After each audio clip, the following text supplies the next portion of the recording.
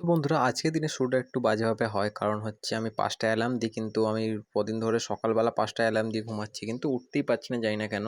তো আজকেও প্রায় ৮:৩০ হয়ে গেছিলো ঘুম থেকে উঠতে দিয়ে তাড়াতাড়ি করে উঠে আমি আগে ব্রাশ করে নিই, কারণ আজকে একটু কলেজে যাওয়ার ছিল।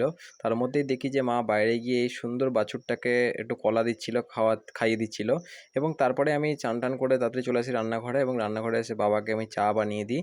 এবং চা বানিয়ে দেওয়ার পর আমি নিজের খাবারটাও করে নিই, এবং খাওয়ার করার পর আমি বসে পড়ি একটু পড়তে, কারণ খুব তাড়াতাড়ি এক্সাম রয়েছে। তো পড়ার হয়ে যাওয়ার পর আমি রেডি হয়ে নিই তাড়াতাড়ি করে, এবং রেডি হয়ে বেরিয়ে যাই কলেজের দিকে। এবং আজকে দেখো কত রোদ ছিল, মানে কলেজে যাওয়ার সময় এত রোদ, মানে কি বলবো। তো ডিপার্টমেন্টে গিয়ে দেখি যে ম্যাডাম এসছে, এবং ম্যাডাম গেছিলো একটু কাজে। তো আমি আর এই ভাইটা একটু গল্প করছিলাম আমাদের সামনের কোর্স নিয়ে। তারপরে আমি বাড়ি চলে আসি দুপুর হতে। বাড়ি এসে আমি একটু আলুর চিপস নিয়ে নিই বাটি করে, এবং একটু আলুর চিপস খাচ্ছিলাম, যেহেতু তখনও লাঞ্চ হয়নি।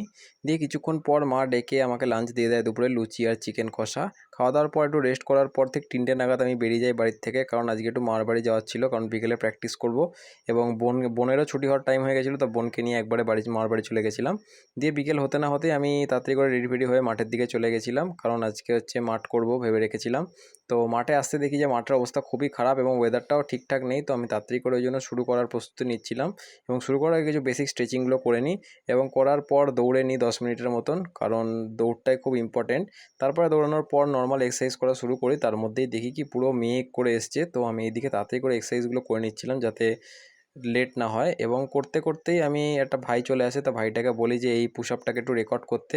তো এটা হচ্ছে ফ্লাইং পুশ আপ, দেখো কেমন হয়েছে সবাই জানিও। এবং তারপরে কিছু নর্মাল লেগ এক্সারসাইজগুলো করে নিই, কারণ অনেক দিন হয়ে গেছে প্রায় এক্সারসাইজ এবং মাঠের মধ্যে নেই।